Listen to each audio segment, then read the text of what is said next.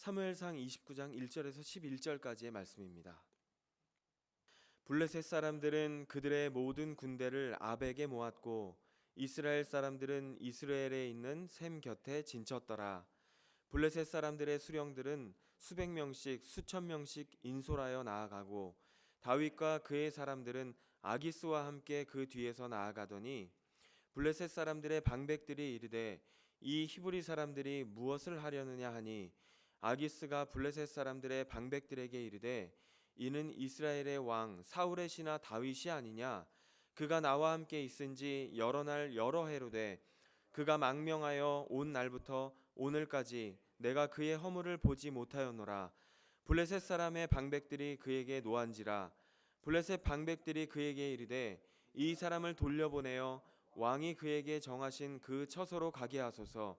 그는 우리와 함께 싸움에 내려가지 못하리니 그가 전장에서 우리의 대적이 될까 하나이다. 그가 무엇으로 그 주와 다시 화합하리이까? 이 사람들의 머리로 하지 아니하겠나이까? 그들이 춤추며 노래하여 이르되 사울이 죽인 자는 천천히요 다윗은 만만이로다 하던 그 다윗이 아니니까 하니 아기스가 다윗을 불러 그에게 이르되 여호와께서 살아계심을 두고 맹세하노니 내가 정직하여 내게 온 날부터 오늘까지 너에게 악이 있음을 보지 못하였으니 나와 함께 진중에 출입하는 것이 내 생각에는 좋으나 수령들이 너를 좋아하지 아니하니 그러므로 이제 너는 평안히 돌아가서 블레셋 사람들의 수령들에게 거슬러 보이지 하지 말라 하니라. 다윗이 아기스에게 이르되 내가 무엇을 하였나이까? 내가 당신 앞에 오늘까지 있는 동안에 당신이 종에게서 무엇을 보셨기에 내가 가서 내 주 왕의 원수와 싸우지 못하게 하시나이까 하니 아기스가 다윗에게 대답하여 이르되 내가 내 목전에 하나님의 전령같이 선한 것을 내가 아나 블레셋 사람들의 방백들은 말하기를 그가 우리와 함께 전장에 올라가지 못하리라 하니 그런즉 너는 너와 함께 온 내 주의 신하들과 더불어 새벽에 일어나라. 너희는 새벽에 일어나서 발거든 곧 떠나라 하니라. 이에 다윗이 자기 사람들과 더불어 아침에 일찍이 일어나서 떠나 블레셋 사람들의 땅으로 돌아가고 블레셋 사람들은 이스라엘로 올라가니라. 아멘. 우리 사자성어 가운데 진퇴양난이라는 사자성어가 있습니다. 앞으로 나아가지도 못하고 뒤로 물러가지도 못하는 상황을 일컬어 진퇴양난이라고 이야기합니다. 오래전 뉴 잉글랜드의 항구에서 이런 일이 있었습니다. 여러 척의 배가 고기를 잡기 위해서 나갔습니다. 주로 남자들이었겠죠. 그런데 배가 밤에 한 척도 돌아오지 않는 것이에요. 정말 온 동네 사람들이 걱정하기 시작합니다. 그리고 모여서 기도하기 시작하죠. 하나님, 왜 배가 돌아오지 않는 것입니까? 하나님, 게다가 풍랑까지 일고 있습니다. 정말 풍랑이 일기 시작하는데 걷잡을 수 없이 큰 풍랑이 일어나기 시작합니다. 그들은 기도합니다. 하나님, 이 풍랑이 멈춰지게 하여 주시옵소서. 그럼에도 불구하고 이상하게 풍랑은 잔잔해지지 않습니다. 바람이 더 심하게 부는 거예요. 그런데 설상가상으로 어떤 아이가 오두막집에서 촛불을 넘어뜨려 불이 붙었어요. 그리고 집에 불이 나기 시작합니다. 그들은 더 엎드려 하나님께 절규하기 시작합니다. 하나님, 빨리 이 불까지 꺼지게 해주세요. 하나님, 지금 풍랑 속에서 헤매고 있는데 배도 돌아오지 않는데 왜 불까지 나는 겁니까? 그럼 우리는 어디로 가야 합니까? 정말 진퇴양난의 상황입니다. 그런데 바람이 세게 불어서 집이 활활 타고 있습니다. 나중에는 사람들이 기도하다가 낙심해서 주저앉아 버립니다. 그리고 하나님을 원망하기 시작합니다. 도대체 하나님은 어떤 분입니까? 왜 우리가 기도할 때마다 반대로 응답합니까? 왜 풍랑이 잔잔해지게 해달라고 이야기하니까 바람이 더 불고, 왜 불이 꺼지게 해달라고 기도했더니 왜 더 활활 타는 것입니까? 그렇게 모두들 낙심해서 결국 쓰러졌습니다. 그리고 다음 날이 되었습니다. 풍랑이 잔잔해졌습니다. 그리고 날이 밝아오기 시작합니다. 그런데 어찌된 일인지 배를 타고 나갔던 사람들이 돌아왔어요. 배가 돌아오자 여인들은 남편을 만난 반가움도 잠시 남편들을 붙잡고 엉엉 울기 시작합니다. 여보, 이제 우리는 망했어요. 지난밤에 집이 다 타버렸어요. 그런데 돌아온 남편들이 이렇게 이야기합니다. 무슨 소리요? 우리가 지난밤 칠흑 같은 바다에서 헤매고 있을 때 그 불빛 때문에 표류하지 않고 이 항구로 찾아올 수 있었어. 우리는 삶에 문제가 생길 때마다 내가 생각하는 방법대로 문제가 해결되었으면 좋겠다고 나름대로의 생각을 가지고 있습니다. 때문에 내가 생각한 대로 문제가 해결되지 않을 때 우리는 낙심하게 됩니다. 우리는 방금 나누었던 이야기를 통해서 문제를 해결해 가시는 하나님의 시각과 또 우리의 시각이 다를 수 있다는 것을 생각해 보게 됩니다. 우리는 오늘 말씀을 읽으면서, 오늘 사무엘상 본문을 읽으면서 다윗이야말로 이러지도 못하고 저러지도 못하는 참으로 민감한, 난감한 진퇴양난의 상황에 있음을 발견하게 됩니다. 오늘 본문에서 다윗은 질투에 눈이 멀어 자신을 죽이려고 혈안이 되어 추적해오는 사울을 피해서 결국 도망가다가 적국이었던 블레셋으로 망명하게 됩니다. 사실 블레셋 사람들은 사울과 다윗의 관계가 별로 관심이 없어요. 오직 똑같은 한 통속으로 보고 있는 것입니다. 블레셋의 눈에는 사울은 그저 적국의 왕이고 다윗은 적국의 장수일 뿐이었습니다. 당연히 골리앗을 죽였던 적국의 장수가 자신의 나라로 망명을 했으니 얼마나 믿을 수 없고 긴장이 되었겠습니까? 블레셋의 왕이었던 아기스가요, 1년 동안 다윗과 함께 시간을 보냈습니다. 그런데 나름대로 다윗을 신뢰했던 모양이에요. 자, 그런 다윗에게 아기스는 이스라엘을 함께 치러 가자고 제안하는 장면이 바로 오늘의 말씀의 배경이 되는 것입니다. 다윗은 굉장히 난감해지는 상황입니다. 왜냐하면 전쟁에 참여한다고 한다면 동족 상잔의 비극이 일어날 것이 분명하고, 그리고 참여하지 않는다면 아기스와의 관계가 깨져버릴 것이기 때문이죠. 다윗은 어찌하든지 싸움을 피해야 하는 상황인데 어쨌거나 왕에게는 같은 팀으로서 어쩔 수 없이 싸움에 참여하겠다고 이야기를 하고 맙니다. 그러나 마음은 편하지 않죠. 그런 상황에서 블레셋은 연맹체였기 때문에 5명의 왕이 함께 통치했던 그런 연맹 국가였습니다. 자, 그런 5명의 왕들이 모여서 논의하는 자리에서 오직 아기스 한 명만 빼고 4명의 왕은 다윗의 참전을 반대하게 됩니다. 적국에서 온 다윗을 믿을 수 없다는 이유 때문이었습니다. 그런데 아기스만 유일하게 내가 1년 동안 지켜봤는데 이 사람은 믿을만 하다는 거예요. 그러나 4명이 믿을 수 없다고 강력하게 반대를 했기 때문에 다윗은 전쟁에서 빠지게 됩니다. 다윗이 어떻게 봐도, 누가 봐도 절대로 빠져나갈 구멍이 없었던 그러한 상황 가운데 오히려 적들의 도움으로 그 위기에서 벗어나게 되는 것을 우리는 본문을 통해 보게 됩니다. 그러면서 다윗의 충성은 그대로 유지한 채 상황이 정리가 되는 것이죠. 어떻게 이런 일이 일어날 수 있을까요? 이러지도 저러지도 못하는 상황 속에서 다윗이 한 게 있습니까? 아니요. 다윗은 아무것도 한 게 없어요.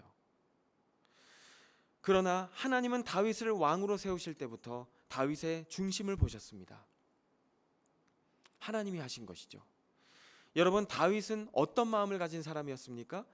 가장 대표적인 다윗의 시편 23편일 것입니다. 여호와는 나의 목자시니 내게 부족함이 없으리로다. 우리가 기억할 것은요, 이 시편 23편은 절대로 편안할 때 쓴 시가 아니었다는 것입니다.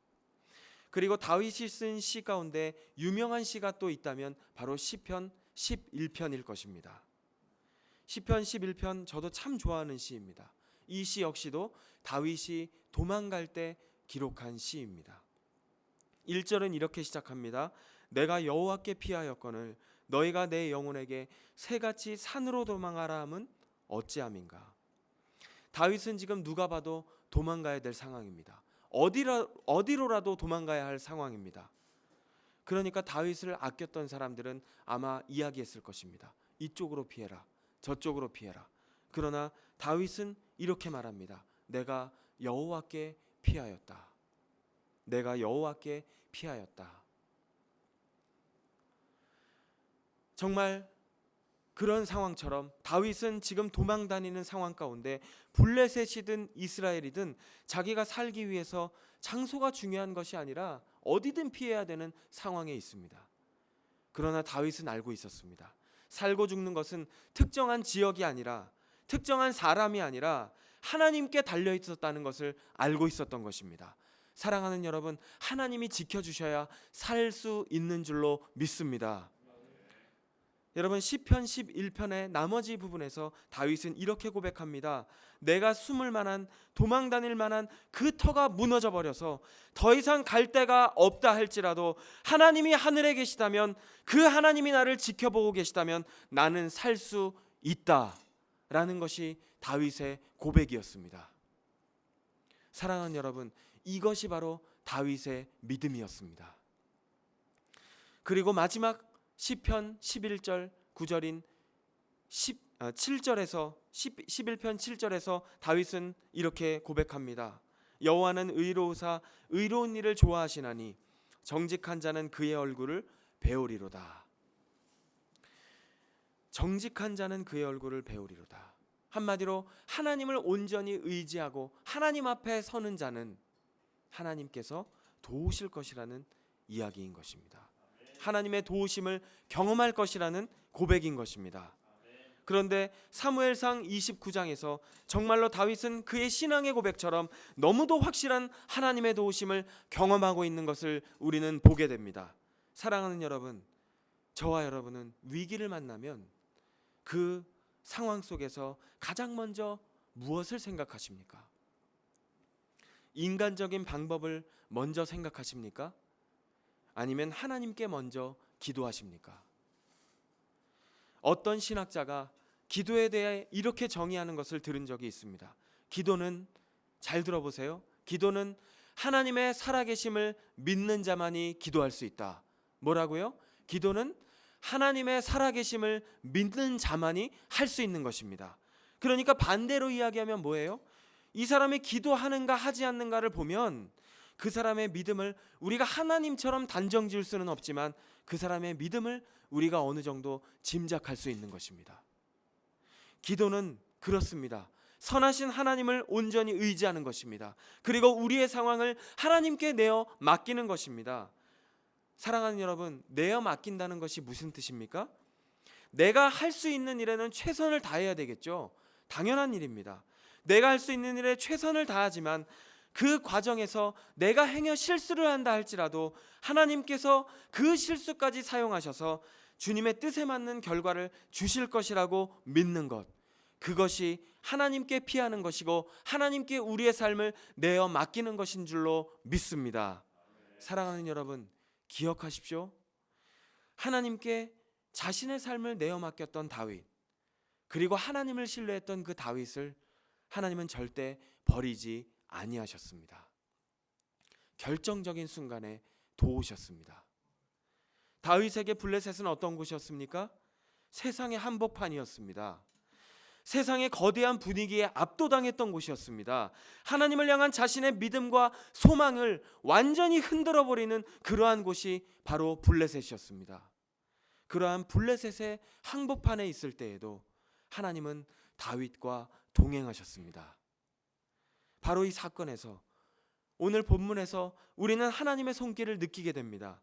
즉 하나님은 하나님의 나라를 위해서 왕으로 세우고자 선택하신 다윗을 보호하시고 다윗이 어디에 있든지 그와 함께 하셨다는 것입니다.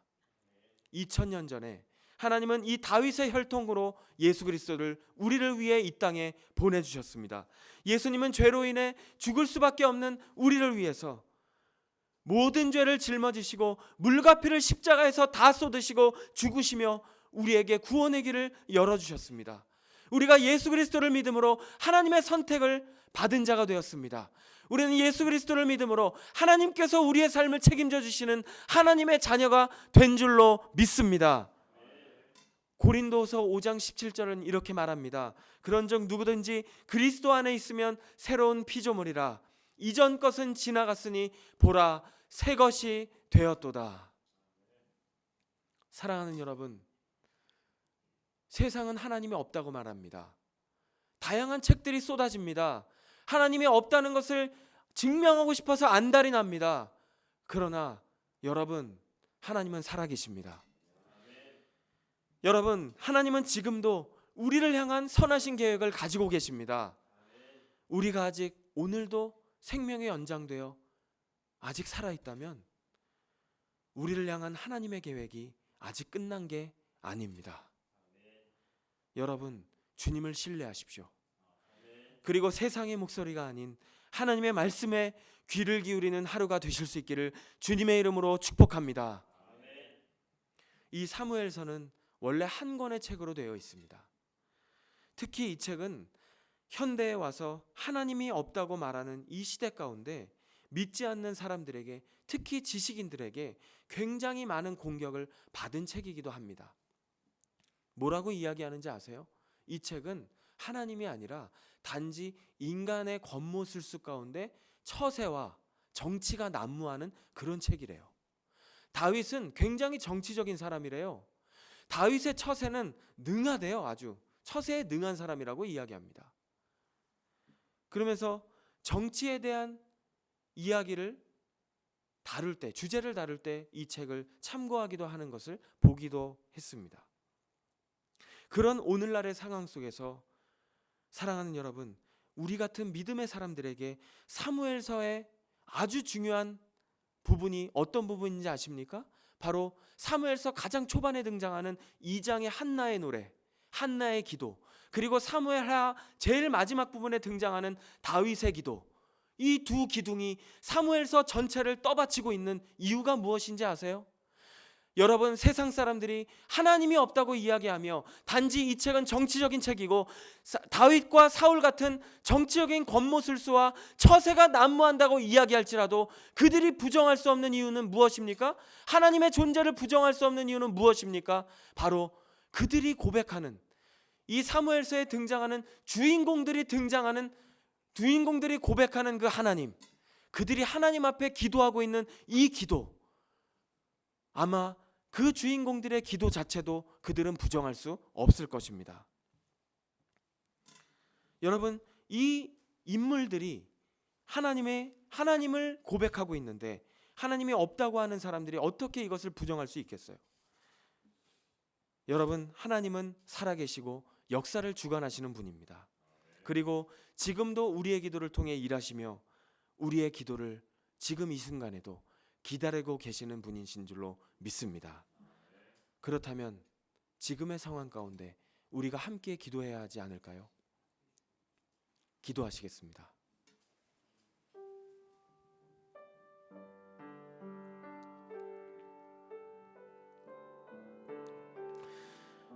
하나님, 오늘도 우리는 하나님을 바라봅니다. 오늘도 우리를 통해 일하실 주님을 기대합니다.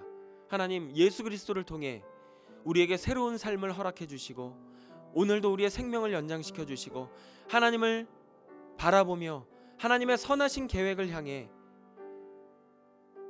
나아갈 수 있는 그러한 삶을, 시간을 허락해 주심을 감사합니다. 오늘도 우리의 모든 계획, 인간적인 생각 다 내려놓고 주님의 말씀을 온전히 의지하여 하나님을 바라보는 하루가 되게 하여 주시옵소서. 우리 함께 기도하시겠습니다. 하나님 아버지, 그렇습니다. 하나님, 오늘도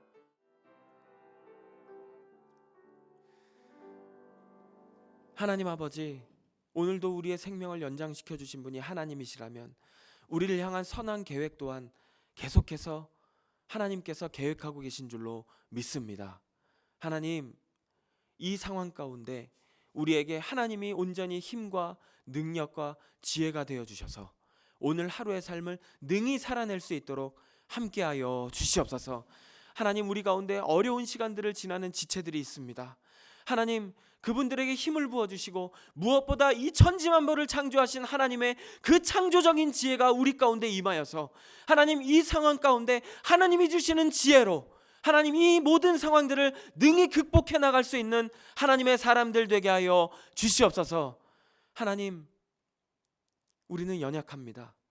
그래서 주님의 도우심이 필요합니다. 주님, 우리의 삶을 올려드립니다. 그리고 주님 사랑합니다. 예수님의 이름으로 기도드립니다. 아멘.